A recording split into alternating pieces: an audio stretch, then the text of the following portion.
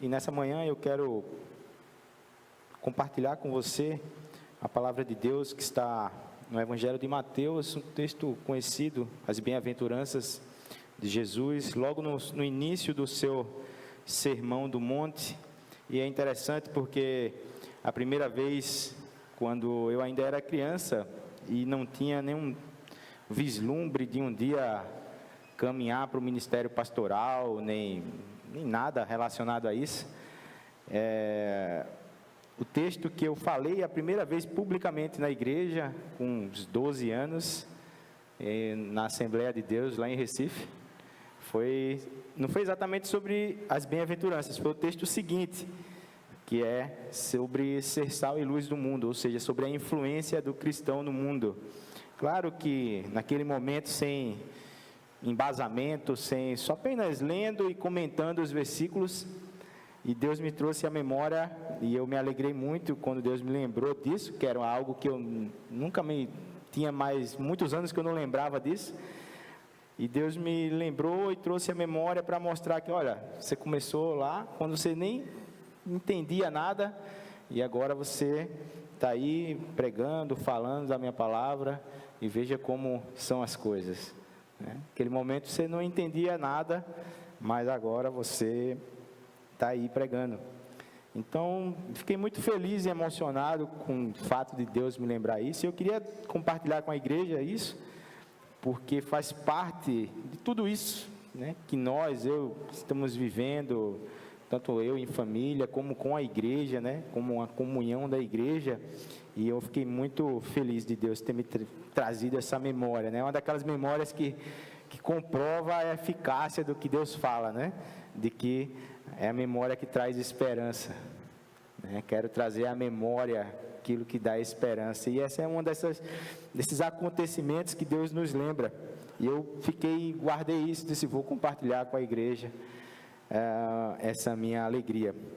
Então eu quero convidar você a se pôr de pé para a gente ler o texto que se encontra no Evangelho de Mateus, capítulo 5, do versículo 1 ao versículo 12. Quero saudar também os irmãos que estão nas suas casas, que estão nos acompanhando aí dos seus dispositivos, da TV, enfim, onde você estiver, e também os irmãos que nos acompanharão posteriormente, sejam bem-vindos também. Mateus capítulo 5, do versículo 1 ao versículo 12, que diz assim: ao ver as multidões, Jesus subiu ao monte, ele se assentou e os seus discípulos se aproximaram dele. Então ele passou a ensiná-los. Jesus disse: bem-aventurados os pobres em espírito, porque deles é o reino dos céus. Bem-aventurados os que choram, porque serão consolados. Bem-aventurados os mansos, porque herdarão a terra. Bem-aventurados os que têm fome e sede de justiça, porque serão saciados. Bem-aventurados os misericordiosos, porque alcançarão misericórdia. Bem-aventurados os limpos de coração, porque verão a Deus. Bem-aventurados os pacificadores, porque serão chamados filhos de Deus. Bem-aventurados os perseguidos por causa da justiça, porque deles é o reino dos céus. Bem-aventurados são vocês quando por minha causa os insultarem e os perseguirem, e, mentindo, disserem todo o mal contra vocês.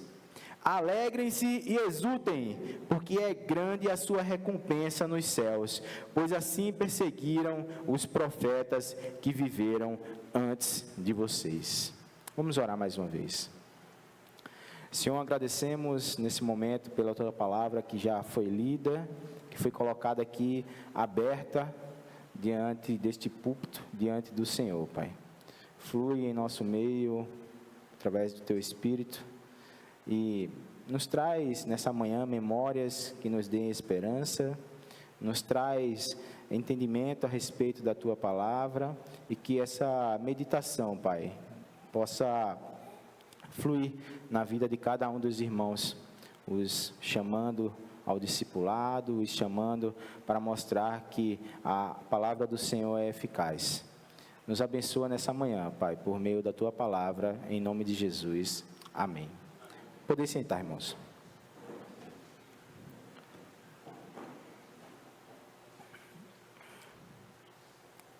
Jesus está no início do seu ministério. Recentemente falei no capítulo 4 de Mateus, um tema: Jesus está chamando você. E é uma continuidade, né, desse chamado.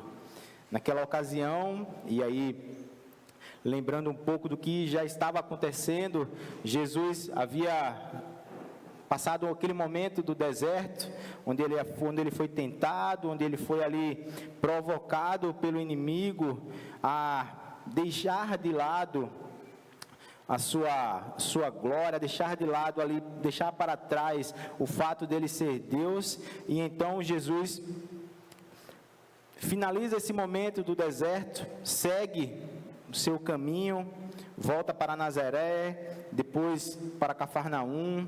Em Cafarnaum, ele chama os primeiros discípulos, Pedro e André, Tiago e João, e dando seguimento a esse chamado, muitas multidões, né, isso ainda está no capítulo 4, muitas multidões seguiam a Jesus onde quer que ele estivesse, a sua fama crescia. E então, nesse momento ministerial de Jesus, ele está pregando, ensinando, curando, resgatando, salvando, cumprindo com aquilo que o profeta Isaías havia profetizado, que quando viesse Jesus, os pobres receberiam a justiça de Deus, os cegos teriam os olhos abertos, os paralíticos iriam andar, conforme Isaías 61. Então, dando seguimento a esse ministério que estava apenas começando, estamos num momento em que Jesus aqui já havia chamado os seus 12 discípulos. Entre o capítulo 4 e o capítulo 5, nós vemos apenas o chamado de 4 discípulos. Mas quando chegamos no capítulo 5, os 12 já estão lá. Então, o que eu quero dizer com isso? Que há, dentro desse espaço, de um capítulo para o outro, há mais histórias que se desenrolam ao longo do Evangelho. Mas o foco hoje é comentar, né, refletir aqui a respeito das bem-aventuranças. Por quê? Esse ensino de Jesus, que se estende aqui, especialmente do capítulo 5 até o capítulo 7 de Mateus, que fala sobre esse sermão do monte, e que a gente apenas vai refletir pontualmente nesses 12 versículos. Eles se constituem como um dos sermões mais belos, e muitas vezes a gente para na beleza do sermão.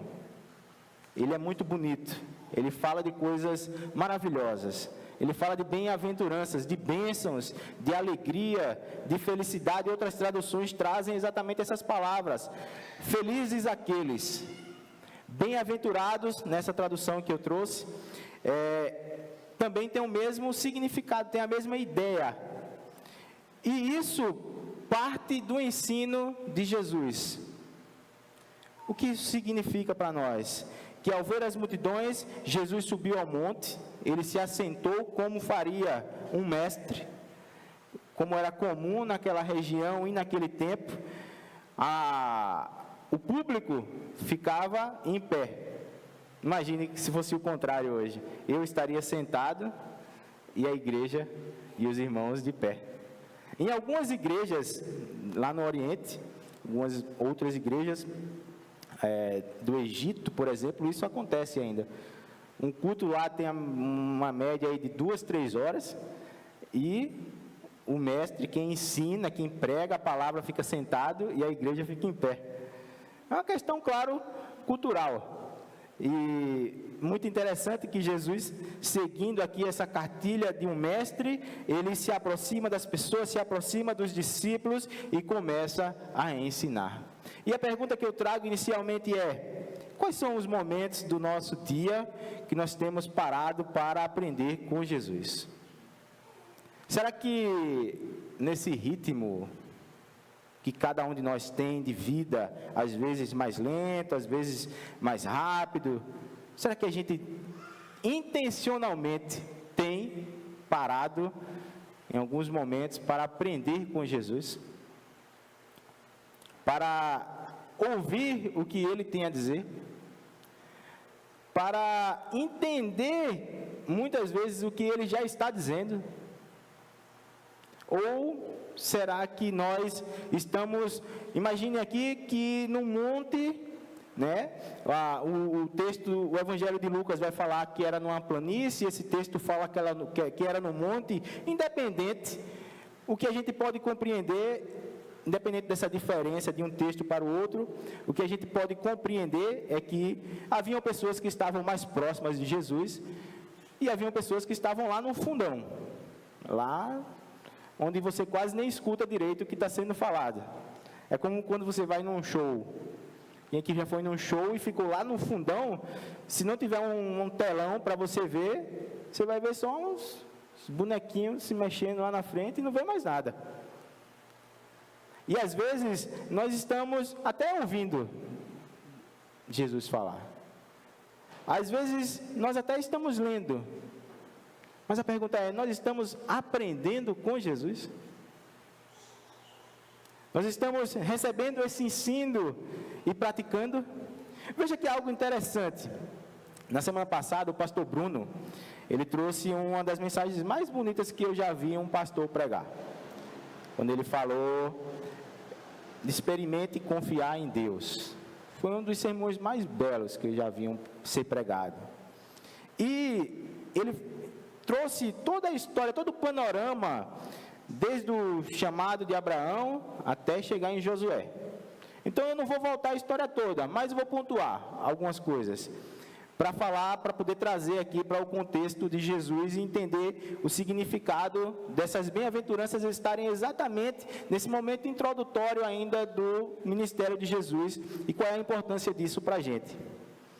Naquela ocasião que o pastor Bruno comentou, ele falou, né, do chamado de Abraão, que depois se sucedeu com Isaac, depois com Jacó, a família de Jacó entra no Egito com aproximadamente 70 pessoas, o povo cresce, se torna numeroso, é escravizado, mas num determinado momento Deus ouve o clamor do povo por libertação, e envia um homem chamado Moisés, que vai libertar esse povo, conduzir esse povo para o deserto, e lá no deserto Deus vai começar a ensinar esse povo para que eles se tornem o povo de Deus.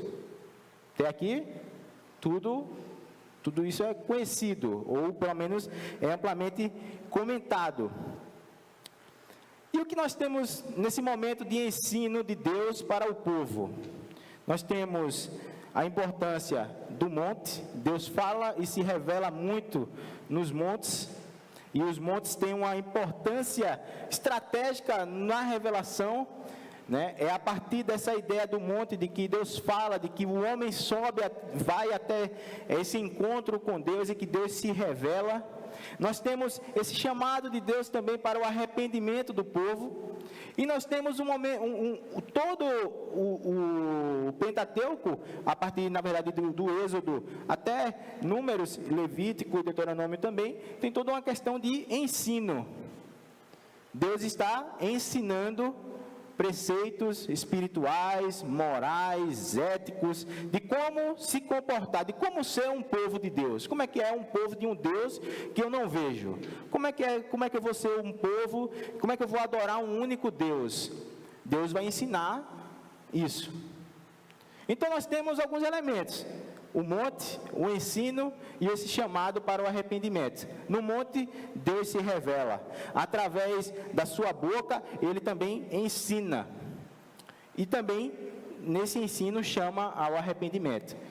No capítulo 4 de Mateus, temos lá no versículo 17, que Jesus começa também falando sobre arrependimento. Veja aí na sua Bíblia. Quando Mateus capítulo 4, versículo 17, diz assim: daí em diante, ou seja, do seu ministério na Galiléia, Jesus começou a pregar e a dizer: arrependa-se, porque o reino dos céus está próximo. Ou no Evangelho de Marcos, porque o reino de Deus chegou. Marcos 1,15, arrependa-se e creia no Evangelho, porque o reino de Deus chegou. Então, o arrependimento também está no ministério de Jesus, o chamado para o arrependimento também. Onde é que vai acontecer esse sermão? E claro, Há muita discussão se foi no monte, se estava em cima do monte, se estava embaixo do monte. Isso não é problema. O que importa é que Jesus estava falando e que ele estava ensinando. Se foi em cima, embaixo, no meio, não tem problema. Mas tem uma questão. Foi também num monte. E começou chamando para o arrependimento. Os mesmos elementos que Deus ensinava no povo lá no início, em Jesus nós vemos os mesmos instrumentos Deus utilizando.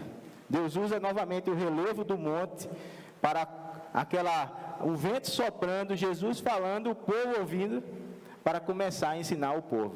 Veja que é algo interessante, como Deus é tão caprichoso naquilo que Ele faz, e Ele se revela novamente, mostrando o seu poder, usando os mesmos elementos que Ele usava há muitos anos atrás. Isso é poder de Deus, em usar e fazer e se revelar da maneira que Ele quer.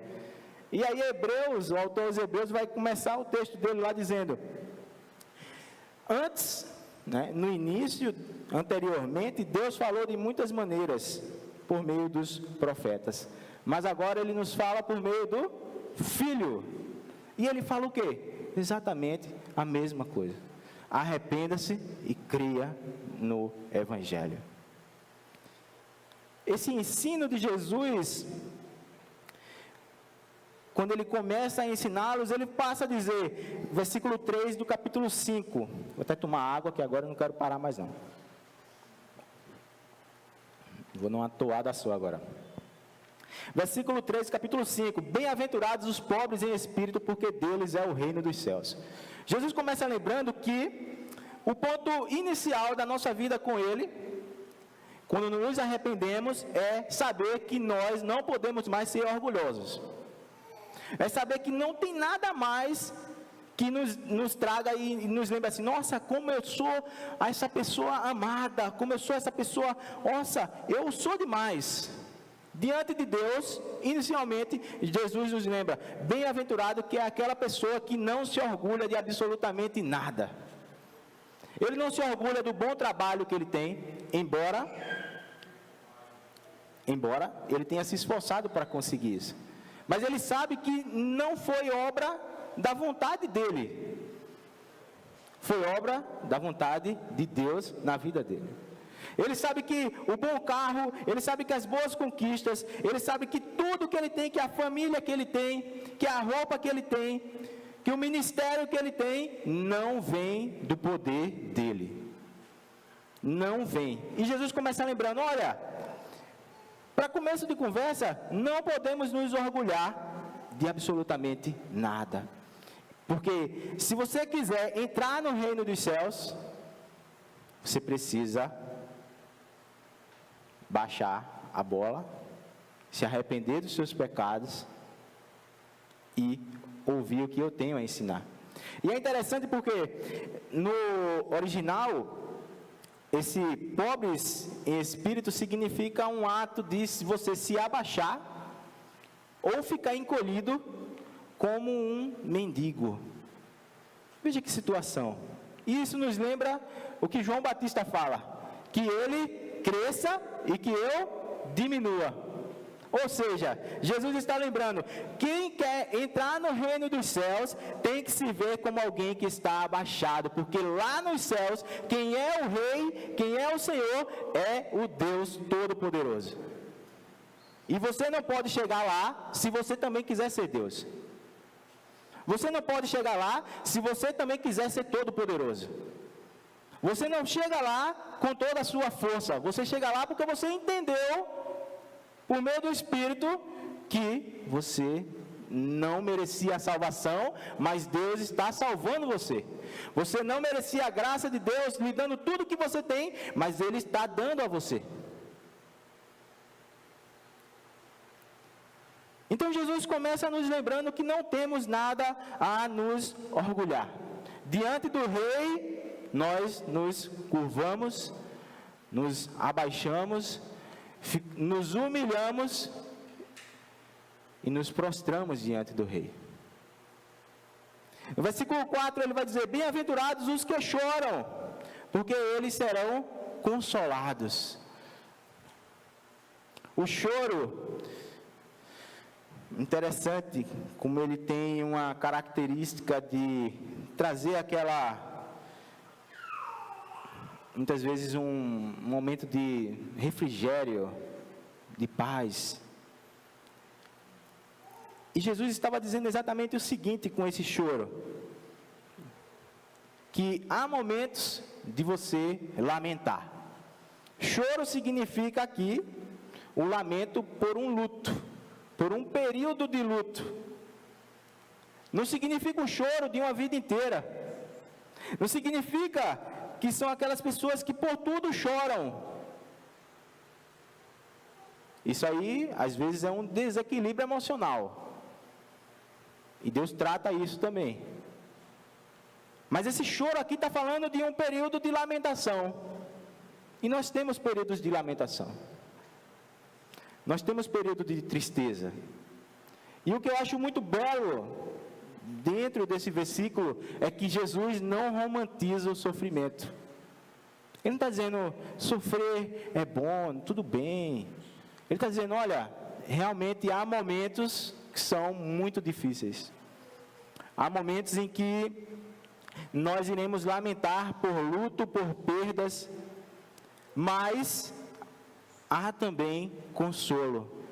Ou seja, da mesma maneira que há o momento do luto, da perda, há também o momento do consolo. E o consolo aqui significa, para além de ser consolado, para além de ser confortado, significa também que Deus está nos exortando a continuar. Porque o consolo de Deus não é simplesmente para aplacar, ou seja, para diminuir, para melhor, fazer nos sentirmos melhor. É para que nós sigamos em frente, sigamos a Jesus. Então o consolo de Deus não funciona como um antídoto para você se sentir bem. Não é essa a ideia. Funciona como a seguinte resposta. É Deus dizendo, meu filho, se levante, porque temos que continuar. A seara é grande e eu preciso que você continue seguindo em frente. Esse luto, essa perda, não significa a totalidade da sua vida. O que você perdeu não é o mais importante. O mais importante que você está ganhando é a sua salvação, que você já ganhou, porque Jesus morreu.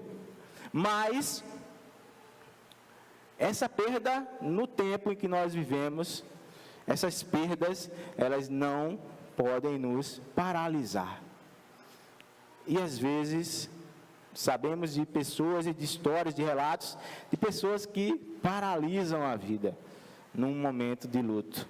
Elas entram no luto que dura, às vezes, a vida inteira, anos, e você não consegue se libertar disso. Mas eu quero dizer para você que esse Jesus que diz que quem chora, ou seja, quem passa por momentos de luto, é Ele mesmo que consola você. É Ele quem vem e te levanta. É Ele que vem e te põe de pé novamente. Ele que nos exorta e diz, vamos seguir em frente. A bem-aventurança de chorar, ela é seguida pelo consolo de Deus. A bem-aventurança de se humilhar diante de Deus é receber o reino dos céus como morada. E Jesus prossegue no versículo 5. Bem-aventurados os mansos, porque eles herdarão a terra. A mansidão, nesse contexto de Jesus, ela era vista como algo inútil, algo sem valor. Você ser manso significava você ser um fracote. Tem poder para nada. Serve para nada. Mas do contrário, Jesus está dizendo, seja atencioso, seja cortês, seja gentil com as pessoas. Não é porque você, por exemplo, passou um momento de dificuldade, que você vai tornar a dureza do seu coração um problema na vida dos outros. Se você tem dificuldades, resolva e busque resolver essas dificuldades. Não consegue resolver sozinho, vamos procurar ajuda. Mas não leve isso e torne isso uma fala áspera na vida das outras pessoas. Nós Às vezes, e isso geral, vou generalizar porque acontece, por exemplo, temos uma situação no trabalho e às vezes a gente chega em casa e ainda está explodindo a fagulha daquele vulcão ainda, a lava ainda está escorrendo. Mas as pessoas que estão lá, elas não merecem aquilo.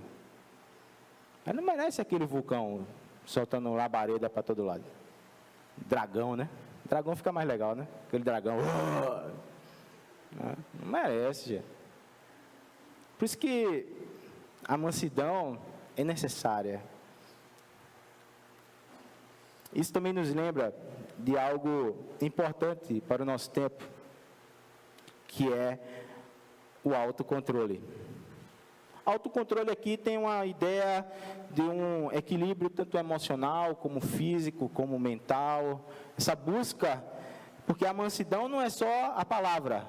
Você falar baixinho, cara, tem gente que fala baixinho e está amaldiçoando o outro. Falar baixinho não é ser manso. Ser manso é você se comportar de maneira correta, com calma, dentro das situações como elas pedem. Você agir com sabedoria, isso é mansidão. Você agir sem o interesse de denegrir a imagem do outro, isso é mansidão. Sem querer ferir o outro, e às vezes nós falamos para ferir, então ser manso é quando eu decido intencionalmente não vou ferir. Às vezes eu vou até silenciar naquele momento, é melhor ficar calado do que ferir. Mas eu não vou ferir, porque o outro não merece. Então, quem chora também aprende a ser manso, baixar um pouco a bola, aproveitar essa paz que Jesus começa a nos dar.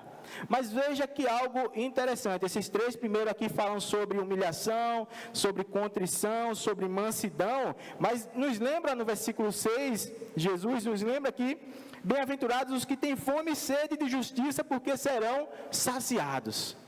Ou seja, mansidão não quer dizer fraqueza, como Jesus já havia deixado bem claro. Quem é manso também tem fome e sede de justiça.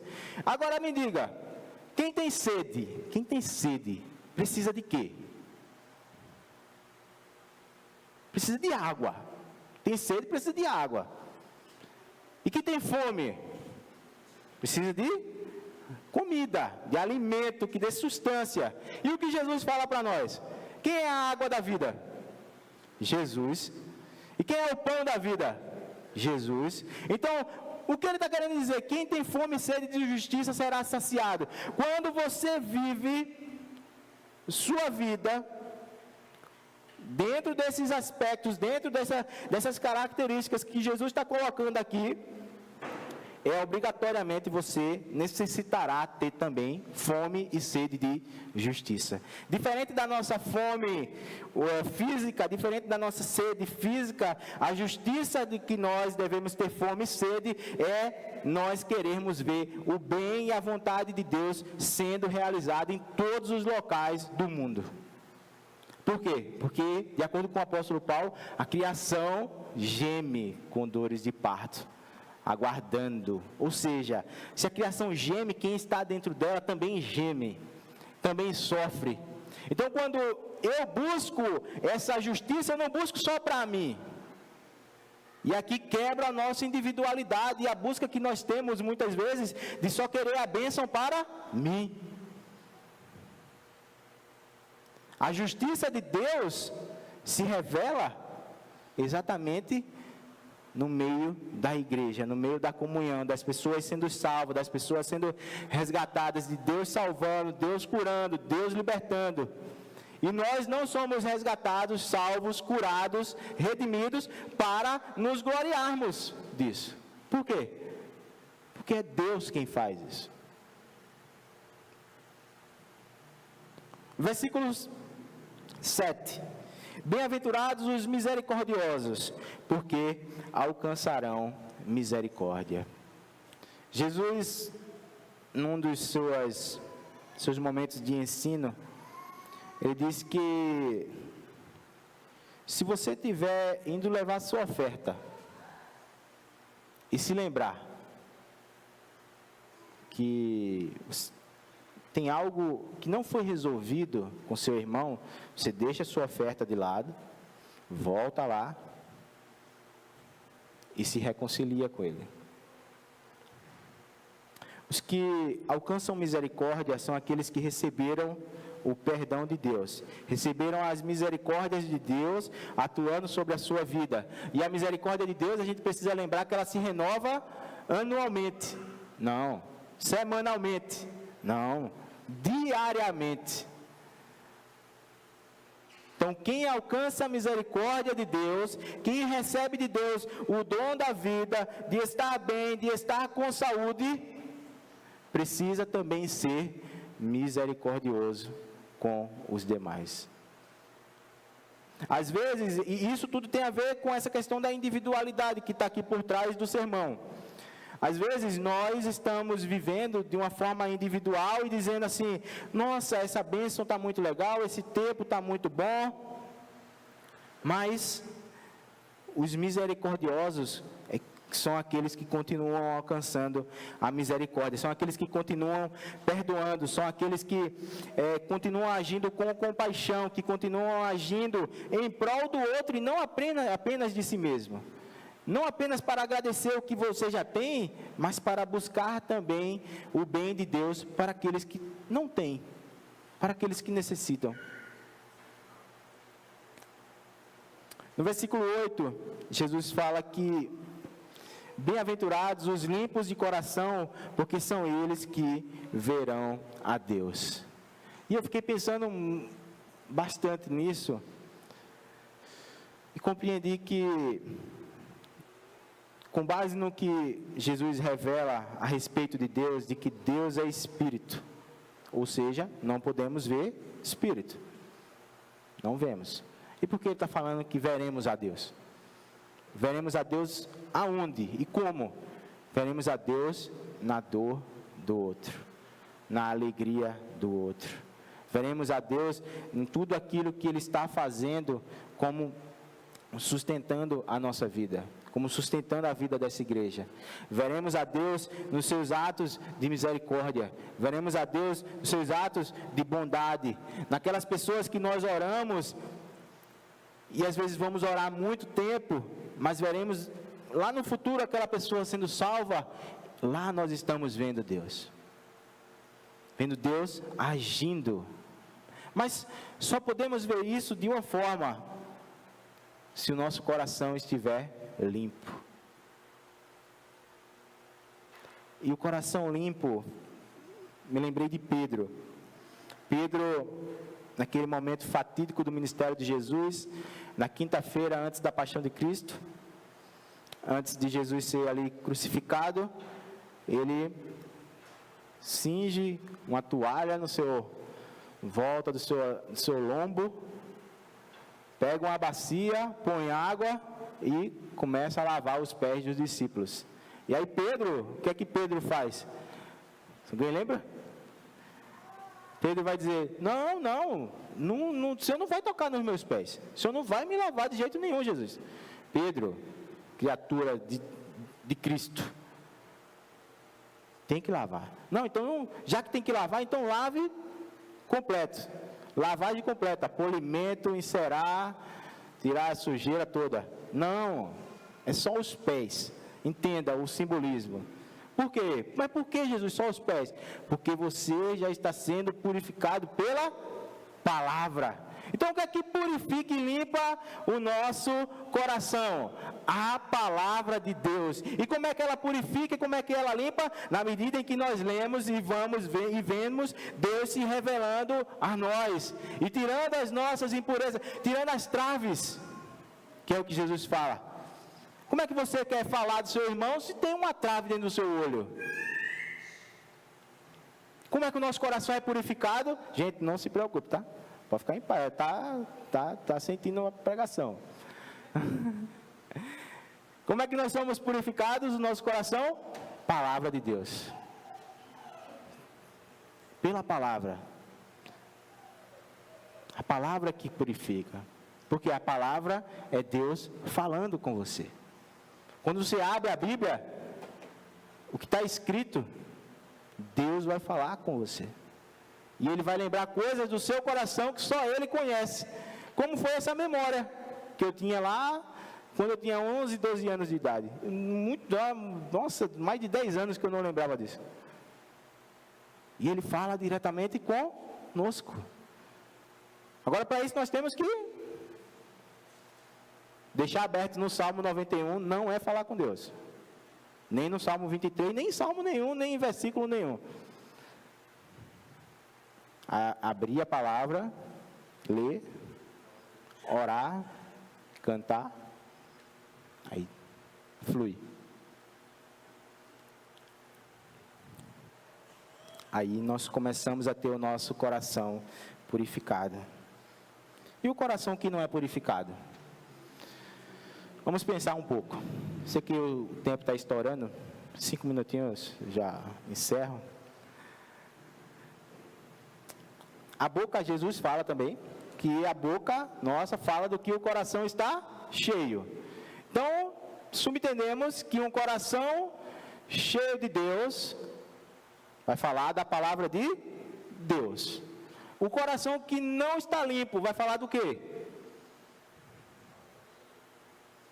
Vai falar de maldade, vai falar de mentira, vai perseguir, vai odiar, vai se irar com facilidade, vai dizer, eu sou assim mesmo, e ninguém é obrigado a aceitar que você é assim mesmo, nem o seu familiar, nem na igreja. Aqui, nós estamos aprendendo que Jesus está nos ensinando. E se Ele está nos ensinando, o objetivo é que sejamos uma comunidade de discípulos dEle, que sigamos a Ele. Então, o coração limpo, que é limpo pela palavra, vai falar em tom e de uma forma, como está no versículo 9, de uma forma pacificadora, de uma forma que, como sendo um diplomata, vai procurar mediar os conflitos. Em vez de ele jogar lenha na fogueira, ele vai entender que aquele não é o momento do churrasco. Ele vai jogar água, vai apagar o fogo. No churrasco a gente põe lenha na fogueira, Edielson caprichosamente vira as carnes e depois a gente come. Mas na hora que o circo está pegando fogo, a gente tem que apagar o fogo. Agora, se o nosso coração não está limpo, se a nossa boca vai falar o quê? Está pegando fogo. Eu lembro até de você, que você falou isso 15, 25, 50 anos atrás. E eu vi um vídeo curioso. O rapaz foi se aconselhar com o pastor. Aí, pastor, a minha esposa, está difícil, pastor. Mas o que está acontecendo? Toda vez que a gente tem ali um momento mais caloroso ali, naquela conversa ali, numa DR, ela fica uma mulher histórica. Histórica, o pastor falou. Histórica? Mas por que histórica? Não é histérica que você quer dizer, ela começa a gritar. Não, não é histórica mesmo. Ela começa a lembrar de tudo que eu fiz de 20 anos para trás. Todos os erros que eu cometi, ela começa a falar tudo de novo. Não está com o coração limpo. Ela está com ressentimento, né? Está com vingança. Só não tem Deus lá. Então, Jesus nos ensina também que precisamos ser pacificadores, porque os pacificadores é que serão chamados filhos de Deus. Filhos de Deus, a exemplo de Jesus, seguindo o exemplo de Jesus, quando Isaías, novamente preciso citar Isaías, capítulo 42, fala, profetizando a respeito de Jesus, que ele seria o servo de Deus, que ele não iria ter um espírito altivo, que ele não iria se exaltar, e que ele também não iria apagar o pavio fumegante, nem quebrar a cana. Ou seja, ele não iria piorar a situação. Ele seria um pacificador. Ele iria instaurar o reino de Deus, que não viria nem por força, nem por violência. Ele não iria dizer, aqui não tem sofrimento onde houvesse sofrimento. Ele não iria dizer, aqui tem paz onde não houvesse paz. Mas ele diria, olha filho, vá em paz, os seus pecados estão perdoados. Siga em frente, Jesus, eu quero te seguir, não volte lá na sua terra e anuncie lá as maravilhas que Jesus está fazendo. E por fim, Jesus nos lembra que, mesmo com todas essas bem-aventuranças, isso não nos livra de sermos perseguidos. E John Stott comenta sobre isso, e eu quero caminhar para a conclusão, com algumas pequenas aplicações bem rápidas, bem pontuais, falando que John Stott diz o seguinte: as pessoas populares, deixa eu ler aqui, ele fala o seguinte: popularidade universal está para os falsos, assim como a perseguição para os verdadeiros filhos de Deus. Os verdadeiros filhos de Deus são aqueles que têm fome e sede de justiça, para que a justiça de Deus ocorra em todos os lugares, não apenas na minha casa, não apenas no meu casamento, não apenas na minha individualidade, mas em todos os lugares. A criação toda é de Deus. Nós somos de Cristo. Como de Cristo, clamamos por uma justiça que não é somente para nós, não é somente para essa igreja, não é somente para a minha vida. Então, todo esse ensino de Jesus, ele vem até nós, primeiro nos lembrando que, como discípulos dele, nós não temos a opção de ter uma ou outra característica dessa. Ou eu sou manso, ou eu sou pacificador, ou eu tenho fome e sede de justiça. Essas são qualidades que elas vão sendo desenvolvidas ao longo da vida.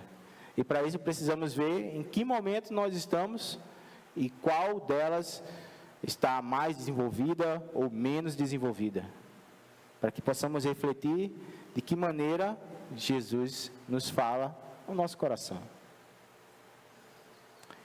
Também precisamos compreender que todas essas bênçãos de sermos bem-aventurados em Jesus também nos trazem responsabilidades. Responsabilidade com a palavra, responsabilidade com os princípios de Deus, responsabilidade de mantermos a calma, de sermos e buscarmos sabedoria. Quem não tem sabedoria, peça a Deus, que dá gratuitamente a todos que o pedem. Saber que haverá momentos de perseguição, como o apóstolo Paulo fala a Timóteo: todos aqueles que querem viver piedosamente em Cristo serão perseguidos. E por fim, quero usar a palavra que o pastor Bruno usou no título do sermão dele: experimentar. Discipulado com Jesus é experimentar Jesus na nossa vida, dentro de nós, ao nosso lado, caminhando conosco, em nosso pensamento, em nosso olhar, em nossas palavras, em nosso discurso, em nosso testemunho. Experimente essa vida bem-aventurada que Jesus está convidando você. Eu falei recentemente desse chamado de Jesus, né? Jesus nos chama. E Ele nos chama para essa vida bem-aventurada, onde nós seguimos a Ele, onde nós aprendemos com Ele, e naquilo que aprendemos e vamos desenvolvendo e vamos melhorando, glorificamos o nome dEle. Então, queria que você meditasse, guardasse essas palavras no seu coração, e que o próprio Jesus tratasse com você, trate com você o que precisa ser tratado. Deixa eu orar com você para a gente cantar a última canção e encerrar o culto. Senhor, muito obrigado por esse momento de meditação, de reflexão na Tua palavra, Pai. Obrigado por nos lembrar das bênçãos que o Senhor nos traz, mas também por nos lembrar das nossas responsabilidades, Senhor. Que sejamos responsáveis com tudo aquilo que o Senhor já nos tem dado, sejamos responsáveis com os nossos ministérios, com os nossos relacionamentos, que para quem falta sabedoria, Pai, conceda sabedoria. Para aquele que há necessidade de mansidão, Senhor, que o Senhor, que é manso e suave, também lhes dê mansidão. Para aqueles que precisam aprender sobre pacificar os conflitos dos seus relacionamentos pessoais, individuais, e onde eles estiverem, que o Senhor, que é o príncipe da paz, também ensine, Pai, sobre essa pacificação. Para aqueles que ainda se acham, Deus, tão orgulhosos e se arrogantes em si mesmos, que o Senhor também trate ao coração de cada um, Pai. Purifica o nosso coração nessa manhã por meio da Tua palavra, por meio do sacrifício de Jesus, que é através desse sangue que nós somos purificados, Senhor. Muito obrigado pelo Senhor estar entre nós, pelo Senhor nos convidar a esse tempo de reflexão nessa manhã. Te agradecemos por tudo, em nome de Jesus. Amém.